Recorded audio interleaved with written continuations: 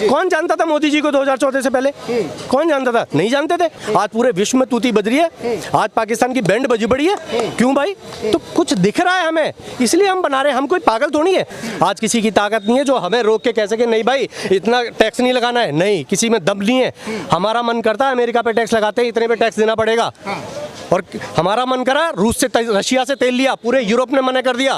तीन बार मुख्यमंत्री रहे गुजरात के, उस गुजरात के जो सबसे नीचे था, और आज वो 18% की जीडीपी का हिस्सेदार है पूरे देश की। उसमें 58 साल रहे, आपने विकास करा होता तो आज मोदी को पैदा होने की जरूरत होती ही नहीं। जब मोदी की जरूरत आपने नहीं किया क्योंकि इसलिए मोदी की जरूरत पड़ी। 2014 के बाद पता नहीं ऐसा क्या हुआ, देश ही बदलने लगा, तुरंत बदलने लगा। मतलब हर आदमी एक्टिव हो गया, हर आदमी को पता चलने लगा यार आज ये हो रहा है, आज वो हो रहा है। आज 370 हट गई सुबह सुबह। आज यार क्या कहते हैं पाकिस्तान के अंदर घुस गई सेना। मतलब रोज डेली न्यूज मिल रही है। कोविड आ गया यार, 3 वैक्सीन बना दी हमने, 50 देशों को फ्री में वैक्सीन बांट दी हमने। इतना अमीर देश कैसे बन गया? जिस देश पे कर्जा था, लोग कहते थे हर आदमी पे इतने लाख रुपए कर्जा है, आज वो देश वैक्सीन बांट रहा है फ्री में। आज वो देश श्रीलंका की मदद कर रहा है, आज वो देश अफगानिस्तान की मदद कर रहा है। आज वो देश अफगानिस्तान में इतने बड़े पैमाने पे वो वार हुआ, उससे वो लाया। यूक्रेन के अंदर वार हुई, यूक्रेन और रशिया जैसी कंट्री को बीच में रुकवा के लोग, पाकिस्तान के लोग भी हिंदुस्तान का झंडा लेके बाहर आ रहे हैं, बोल रहे हैं हम इंडिया से, और वो सैनिक को रोक के उनको बाहर निकाल रहे हैं। इतना बदलाव आ गया। तो क्यों आया चौहान साहब? हाँ जी, बदलाव आया क्या? क्योंकि नीयत साफ थी। नीयत साफ थी, देश के लिए कुछ करने का जज्बा था, इसीलिए बदलाव आया। बदलाव ऐसे नहीं आते, वो ऐसे ही कोई मोदी नहीं बन जाता है। 52 साल की उम्र में पहला इलेक्शन लड़ा था और 17 साल की उम्र में घर छोड़ा था। 17 साल और 52 साल के बीच में जो मेहनत करी है उसका नतीजा है, देश के लिए पल पल खपाया उन्होंने।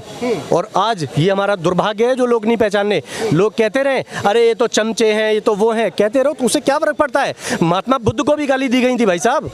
या तो ये तो मोदी जी हैं, उनको भी फिर, लेकिन बाद में हुआ ना 10वें अवतार हैं महात्मा बुद्ध। यही एक समय आएगा जब लोग पहचानेंगे। लेकिन चौहान साहब विपक्षी तो बोल रहे हैं कि भाई मोदी जी डरे हुए हैं, गरीब हैं, चाय एक गरीब चाय वाला देश कहाँ चला सकता है? 10 साल चला के तो दिखा दिया, 10 साल चला के दिखा दिया और मेजोरिटी से सरकार बनाई, दूसरी बार भी बनाई। तो ये दिखाता है ना कि हम लोग चाह रहे हैं कि मोदी जी दोबारा आए। तीन बार मुख्यमंत्री रहे गुजरात के, उस गुजरात के जो सबसे नीचे था, और आज वो 18% की जीडीपी का हिस्सेदार है पूरे देश की। उसमें तो वो किस लिए भाई? एक आदमी को इसलिए प्रधानमंत्री बनाया कि वो 3 बार मुख्यमंत्री रह के उस राज्य को सबसे रईस राज्य की गिनती में उसने खड़ा कर दिया। हमने कहा भाई ये बंदा ठीक है, और आज वही हुआ। आज पूरे विश्व में तूती बज रही है, आज पाकिस्तान की बैंड बजी पड़ी है। क्यों भाई? तो कुछ दिख रहा है हमें, इसलिए हम बना रहे हैं। हम कोई पागल थोड़ी है। कौन जानता था मोदी जी को 2014 से पहले? कौन जानता था? नहीं जानते थे। अब ऐसे कैसे जान गए? अगर चलो 5 साल हमने एग्जाम्पल के तौर पे ले लिए, चल यार 5 साल बना दो, फिर दोबारा क्यों बनाएंगे भाई? बता रहे कि जनता को बहला लिया, फुसला लिया और वोट ले लिया जनता का, इस वजह से बन गए। लेकिन तीसरी बार में जनता समझदार हो गई, अब मोदी जी को कोई वोट नहीं देगा। जनता को बहला लिया, फुसला लिया। 1 अरब 40 करोड़ इनको सबको बहला लिया, फुसला लिया। इतनी मेजोरिटी ने इनको वोट दे दिया। सब पागल थे साले, है? किसी में दिमाग नहीं था कि आदमी हमने बहला रहा है, फुसला रहा है। सब पागल थे। आज बनारस जाके देखो, आज जितने मंदिर जाके देखो, देश जब गुलाम हुआ था, इन लोगों ने, मुगलों ने गुलाम किया था, कैसे किया था? सारे मंदिरों को तोड़ा था। इन्होंने हमारी सभ्यता संस्कृति का विनाश किया था। तब इन्हें पता था इनकी सभ्यता संस्कृति, इनकी पढ़ाई लिखाई, एजुकेशन सिस्टम को खराब कर दो और देश गुलाम हो जाएगा। और वही हुआ। आज ये सरकार है जो उसी पे काम कर रही है, जिससे पता चलेगा कि देश आज़ाद है पूरा। आज किसी की ताकत नहीं है जो हमें रोक के कह सके नहीं भाई इतना टैक्स नहीं लगाना है। नहीं, किसी में दम नहीं है। हमारा मन करता है अमेरिका पे टैक्स लगाते हैं, इतने पे टैक्स देना पड़ेगा। और हमारा मन करा रूस से रशिया से तेल लिया, पूरे यूरोप ने मना कर दिया कि नहीं तेल लेना है, क्योंकि यूरोप ने यूक्रेन पे वो किया है। लेकिन नहीं, हमने लिया है, हम लेंगे, क्योंकि रशिया ने हमारे साथ दिया था। लेकिन चौहान साहब, जैसे आपने बोला कि पूरे विश्व में जो है डंका बज रहा है, पूरे विश्व में इंडिया की तूती बोली है। ये तो कांग्रेस के पास में भी मौका था, पिछले लगभग 58 साल उन्होंने देश की सत्ता चलाई, क्यों नहीं कर पाए? मोदी जी में ऐसे क्या खास है, क्या काबिलियत है जो कांग्रेस के नेताओं में नहीं? नीयत, नियत और देश के लिए कुछ करने की जो वो जज्बा होता है वो नहीं था वहाँ पे। वहाँ पे नियत साफ नहीं थी, ईमानदार नहीं थे ये लोग। इन्होंने एक फैमिली को आगे बढ़ाया और आज जितने चोर इकट्ठे हुए हैं उन सबका डाटा निकाल लो, सबका डाटा बताता है कि सारे भ्रष्ट, सारे चोर। और चाणक्य नीति कहती है जब सारा विपक्ष एक जगह हो जाए तो समझ लेना कि देश का नेता ईमानदार बैठा है, जो राजा है। तो आज हमारे पास एक राजा जो है हमारा वो ईमानदार है और इतना ईमानदार है, ये हमारे देश का सौभाग्य है। आज मैं शान से बताता हूँ कि मेरे देश के प्रधानमंत्री मोदी जी हैं। तो विपक्ष तो बोल रहा है कि भाई जो तानाशाह की सरकार है इसको हटाना देश की मजबूरी है, नहीं तो देश को बिल्कुल गड्ढे में धकेल देंगे। गड्ढे में कैसे धकेल देगा कि ईडी के छापे पड़ गए, ये पड़ गए, वो पड़ गए। पहले लोग कहते थे अरे यार ये इतने भ्रष्टाचारी लोग हैं, इन पे कोई कुछ नकेल नहीं कसता। आज जब कस रहे हैं तो ये कहते हैं कि इसका फायदा उठा रहे हैं। क्यों भाई? आज जब कस रहे हैं नकेल, सारे भ्रष्टाचारियों को खोज के निकाल रहे हैं, कल फिर पूछते हो काला धन कहाँ से आया? ऐसी तो आएगा काला धन, ये काला धन ही तो है। अब आज जब सरकार काला धन निकाल ली है तो फिर क्यों रोक रहे हो? क्योंकि काला धन जमा ही इनके यहाँ है। तो विपक्ष का तो काम ही ये है, काला धन इन्हीं के यहाँ है। अब लालू प्रसाद यादव जेल में, मतलब जमानत पे बाहर है आदमी, और वो बताओ गठबंधन कर रहा है। कि अंधे हैं क्या लोग? अगर फिर भी लोग वोट देंगे, मैं तो उनसे बड़ा मतलब पापी समझता ही नहीं किसी को।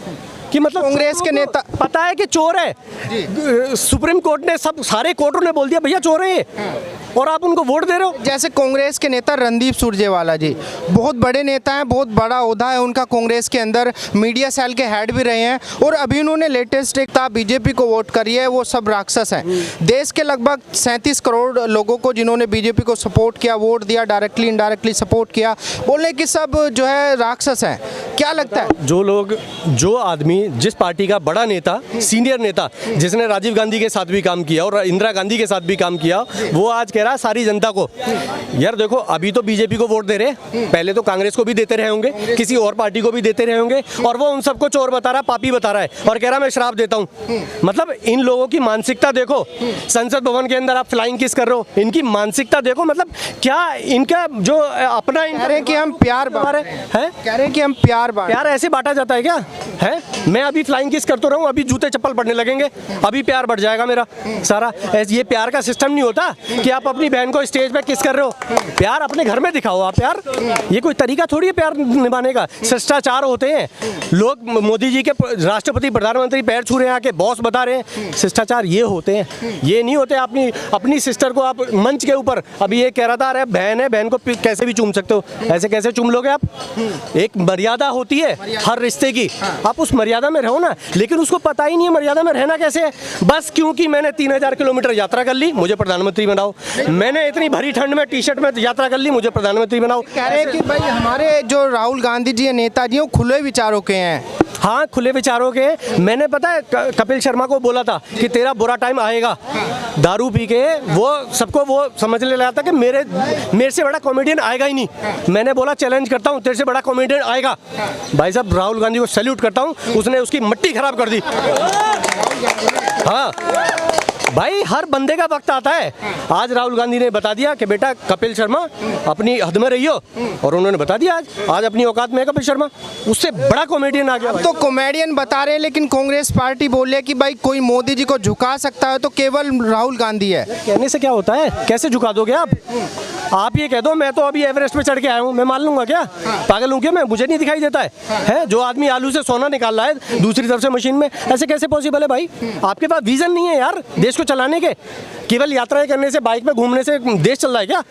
है देश चलता है विजन से। आपके बताने मतलब आप क्या देश को दोगे, आप कैसे विकास लाओगे, कैसे आप करोगे सपोर्ट, कैसे किसानों की आय बढ़ाओगे, कैसे गरीबों की आय बढ़ाओगे। आज 6 करोड़ से ज़्यादा लोग गरीबी की रेखा से ऊपर निकल गए 10 सालों में। कितना मतलब देश जीडीपी आज हमारी तीसरे नंबर की वो है। अब ये विकास होता है तो विकास तो करके दिखाने से होता है। चौहान साहब 58 साल रहे, आपने विकास करा होता तो आज मोदी को पैदा होने की जरूरत होती ही नहीं। जब मोदी की जरूरत आपने नहीं किया क्योंकि इसलिए मोदी की जरूरत पड़ी, इसीलिए मोदी। हाँ बिल्कुल। अच्छा चौहान साहब, जैसे आपने बोला कि भाई मोदी जी को लोग बॉस बोल रहे हैं, उनके पैर छू रहे हैं, तो विपक्षी हमेशा इस बात को मुद्दा बना के उठा रहे हैं। इस बात को संसद में उठाया गया, इस बात को कांग्रेस के नेताओं ने ट्वीट किया, लगातार बयानबाजी हुई कि भाई मोदी जी क्या साबित करना चाहते हैं ये सब दिखा के, क्योंकि वो तस्वीरें तो पूरी दुनिया ने देखी जब मोदी जी के पैर छुए, तो बता रहे कि मोदी जी वो काबिलियत रखते नहीं जो दिखा रहे हैं लोगों को। अब मतलब अब ये भी उनकी गलती है, कोई आके मेरे पैर छू ले, ये मेरी गलती है। अब रजनीकांत ने जाके योगी जी के पैर छू लिए, अब ये किसकी गलती है? अरे भैया वो सामने वाले को पता है उसकी औकात क्या है, उन्हें पता है योगी आदमी है और सही से देश चला रहा है। उन्हें उसे पता था कि अफ्रीकन राष्ट्रपति को पता था भैया किस, क्योंकि हमने फ्री में वैक्सीन बांटी है, उनकी सेवा करी है, लोगों की गरीबों को दिखाया है, तो इसलिए पैर छुए, इसलिए नहीं कि कैसे भी कोई भी आके आएगा और हम पैरों में पड़ जाएंगे। कोई भी देश ऐसे पैरों में नहीं पड़ता है। आज श्रीलंका में जाके कोई इंडियन चला जाए क्योंकि हमने दिया है उनको काबिलियत है, हमने दिखाया है दुनिया को। आज पाकिस्तान आए ना, आके दिखाए। अभी परसों सेना घुस गई थी, अभी हमारे 7 आर्मी के जवान घुस के मार के आए हैं टेररिस्ट को। राहुल जी तो बता रहे हैं कि भाई मोदी जी जो है देश को सुरक्षित नहीं रख पा रहे हैं, चाइना अंदर घुस के बैठा हुआ है लेह लद्दाख के अंदर। राहुल गांधी एक्चुअली अपनी सुरक्षा की उसमें है, कैसे भी करके मेरी बात बन जाए, ठीक है ना, लेकिन बात बन नहीं रही है। दिक्कत ये आ रही है क्योंकि बात बनती, लेकिन उन्होंने सारे अपने आसपास भी चोर इकट्ठे कर लिए, खुद तो चोर हैं ही, आसपास भी सारे। अभी तो ये अखिलेश यादव, लालू प्रसाद यादव, जो लोग जेल से छूटे हुए हैं, उनको कोई वोट दे देगा? ममता बनर्जी जो मतलब हिंदुओं किस तरीके से क्या हालत है हिंदुओं की। लेकिन चौहान साहब वो तो कह रहे हैं कि भाई हमें जो है साजिश करके अंदर कराया बीजेपी ने। किसको? जैसे लालू जी हैं, अखिलेश यादव जी हैं, बता रहे हैं कि साजिश कर रही है बीजेपी हमारे। यार मतलब सारे कोर्ट बिके हुए हैं, सारे पुलिस बिकी हुई है, सब बिका हुआ है। तुम्हारी सरकार थी, तुम्हारा बिहार है, सब कुछ तुम्हारा था, तुम्हारा जंगल राज था, तो कैसे वो कर लेंगे? ममता बनर्जी ने जहाज नहीं उतरने दिया मोदी जी का यार, तो इतनी ताकत रखते हैं ये लोग, और फिर ये कहते हैं यार मोदी ने सब कुछ कर दिया। ऐसे कैसे कर दिया? तुम भी तो अपना एक दम रखते हो, है? तुमने पूरा बिहार की बैंड बजा के रख दी है। तुम इतने साल से बाढ़ में बेचारे हर बार उनको गांव छोड़ने पड़ते हैं, हर बार उनको पूरे भारत के अंदर देख लो, हर जगह बिहारी काम कर रहा है ना। क्यों बिहार इतना कमजोर रह गया? क्यों पीछे रह गया? क्यों नहीं तुमने उसका विकास किया? क्यों जरूरत पड़ी? इसलिए जरूरत पड़ी क्योंकि तुमने विकास ही नहीं किया, क्योंकि तुमने पूरा खानदान देख लो आप, चाहे वो मुलायम सिंह यादव हो, चाहे वो लालू प्रसाद यादव हो, सारे आपको रईस मिलेंगे। कैसे भाई, ऐसा कैसे हो गया? बता रहे कि मेहनत की कमाई है हमारी, गट्टों की कमाई। हाँ, क्योंकि वो गौ माता का चारा था, जानवरों का चारा था, मतलब उनका चारा छीन के उन्होंने उसको उसमें से घोटाला किया यार। शर्म आनी चाहिए। मतलब इतनी मेहनत करी उन्होंने, एक चारे में से भी पैसा निकाल लिया उन्होंने। अब सोचो कहाँ से पैसा निकाला होगा? यूनिवर्सिटीज के नाम पे पैसा निकाल लिया, एजुकेशन के नाम पे, जबकि बिहार के आदमी IAS IPS सबसे ज्यादा वहां से निकलते हैं। अगर ये चाहते तो पता नहीं बिहार कहाँ से कहाँ पहुंचता, लेकिन आज इनकी वजह से, इनके भ्रष्टाचारों की वजह से आज बिहार का वहीं है।